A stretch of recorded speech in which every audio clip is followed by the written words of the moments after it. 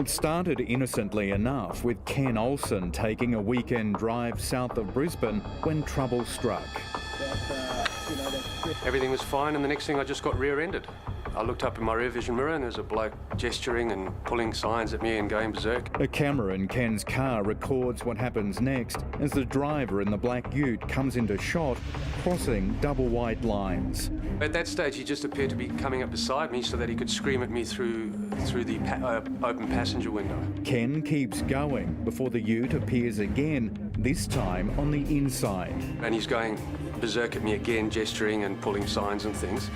So I thought, well, I'm not sure this is a good idea to pull over. This bloke seems a little bit unbalanced. Moments later, there's nothing Ken can do to avoid the ute. He's gone onto the grass verge, pulled over straight in front of me, and then immediately applied his brakes. And I had nowhere to go. I just went straight into the back of him, collided with the back of him. He then jumped out of the passenger door and came running up to my vehicle. So again, I thought, well, he's not coming to talk. He meant business. That's the sound of the man punching Ken's window as he drives off. Well, now I realise that this bloke doesn't want to just stop and exchange details. He's got something against me, and I'm now a little bit nervous, but I'm still thinking, well, hang on, he'll cool down. We'll drive down the road a little, he'll cool down.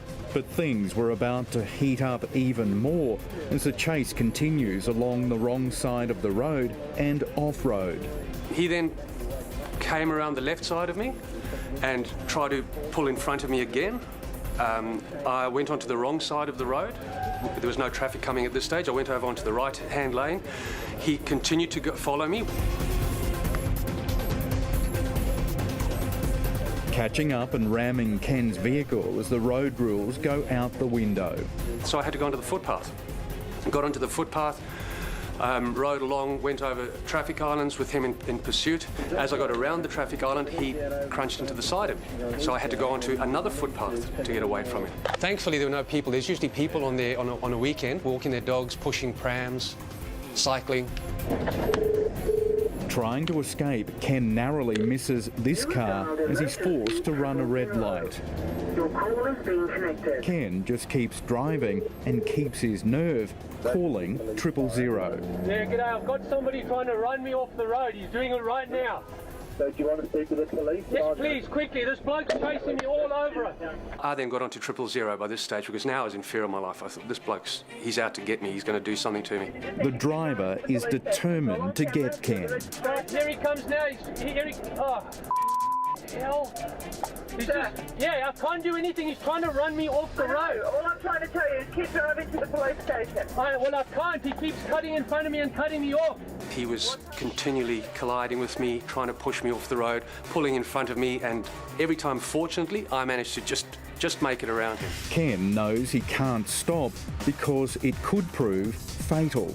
He'd crashed my vehicle that many times. I was concerned that it was going to stop going, and I thought, well, once my vehicle's not going, I have no protection. This bloke's going to kill me. He came up beside me a couple of times and actually just sideswiped me, but couldn't push me off the road. And I think then he started dropping back and trying to just flick the back of my ute to get me to roll or spin out or something so that he could get a hold of me.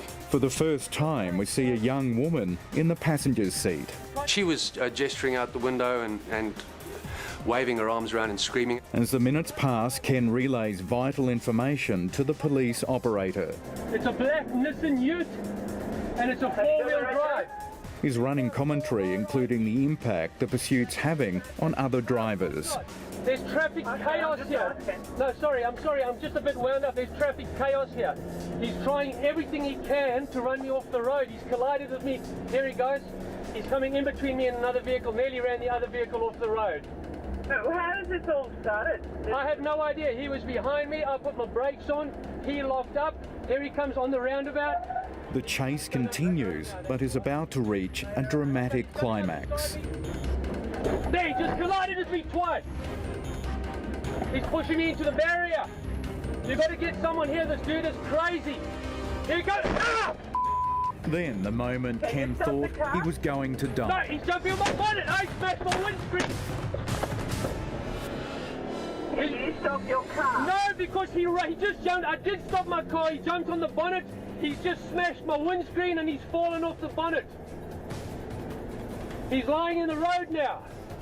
He's lying on the road. Yeah, I'm looking in my rear vision mirror. I've driven off. He's lying in the road. Did you just hit him? No, he was on the bonnet and I tried to get away and he fell off.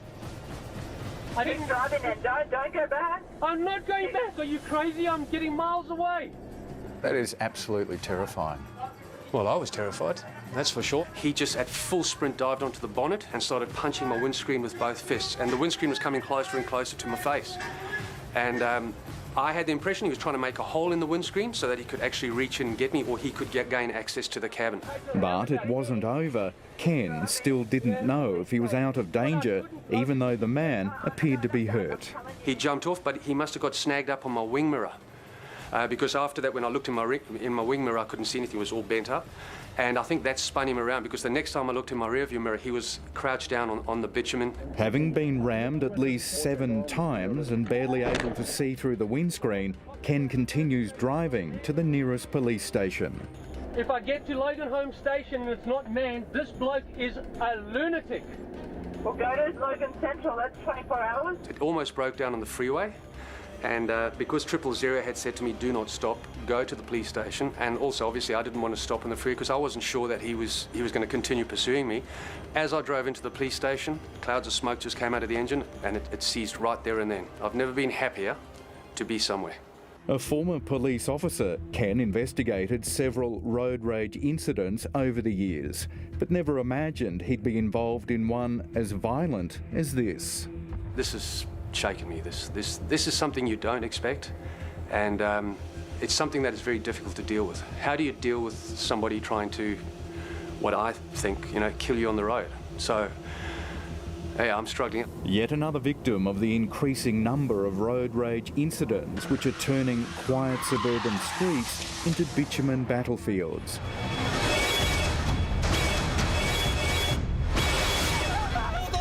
Where angry drivers are lashing out against other road users in sometimes unprovoked attacks like Ken's. I had no choice in this matter. If I had just stuck to the road rules, I wouldn't be here talking to you. At very least, I'd be in hospital right now, I imagine. The driver who terrorised Ken might have been caught on camera, but he's still on the run, despite that damning dashboard vision being given to police. Ken says his attacker must be taken off the road and quickly. Development in Australia's most dramatic case of road rage. It was all captured on camera, the attack so violent and relentless, the victim feared for his life. As for the man who went berserk, his excuse is hard to believe. Our reporter Neil Dawley was there as he handed himself into police.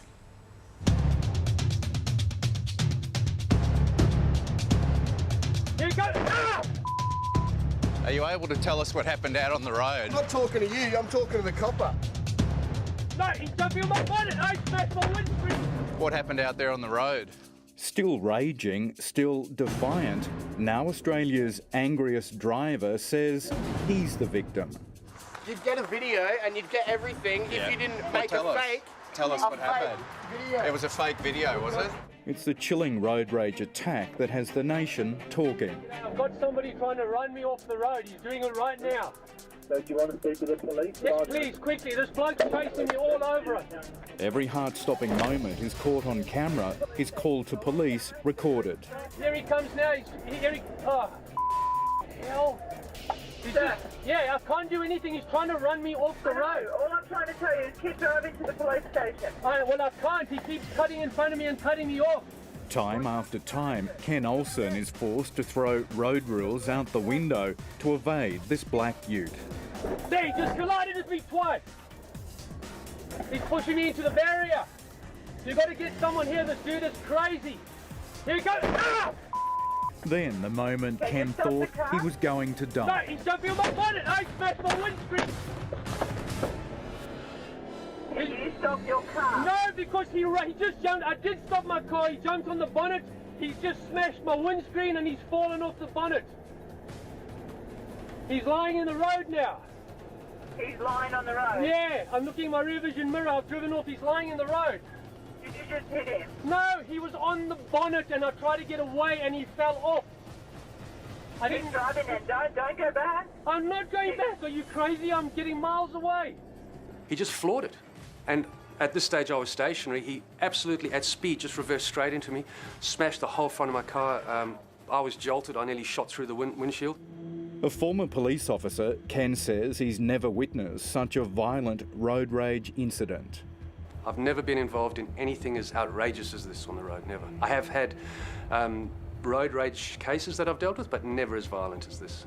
All the evidence he needed recorded on his dashboard camera. The vision of him is very clear, the vision of his vehicle is extremely clear, and the vision of all the collisions that occur in front of the vehicle are caught on tape. Today, after we exposed him, the accused road rager surrendered himself to police. I can't see. How you going? Mr. Are you able to tell us what happened out there on the road? Are you able to tell us what happened out on the road? I'm not talking to you, I'm talking to the copper. Yeah, okay, well you talk to the copper. What happened out there on the road? You'll find out when we've talked to the police. You'd get a video and you'd get everything if you didn't make a fake. Tell us what happened. Video. It was a fake video, was it? As Queensland Police investigate, another of his alleged victims breaks her silence. He's a maniac and he should not be on the road at all. She's too afraid to show her face, fearing the man who stalked Ken will again target her. I don't want to be a statistic, and nor does anybody else. She remembers being menaced by the same ute with the same distinctive sticker on the back near where Ken was chased. You can see there's oncoming traffic and he would have just cut straight in front of them. He swerved once again out over these double lines and back in front of the truck and then just floored it, and he just ignorantly just decided he was going to, put everyone's lives at risk and do it. Ken Olsen's life was certainly put at risk, with his vehicle rammed at least 7 times. To have somebody in an enormous vehicle like he had, a big utility, I've seen many traffic accidents that have occurred, and I've seen the end result of those traffic accidents, and they're horrific. Tell us what happened. It was a fake video, was it? He may need a new defence. Pictures like these don't lie. No, he's jumping on my bonnet! I smashed my windscreen!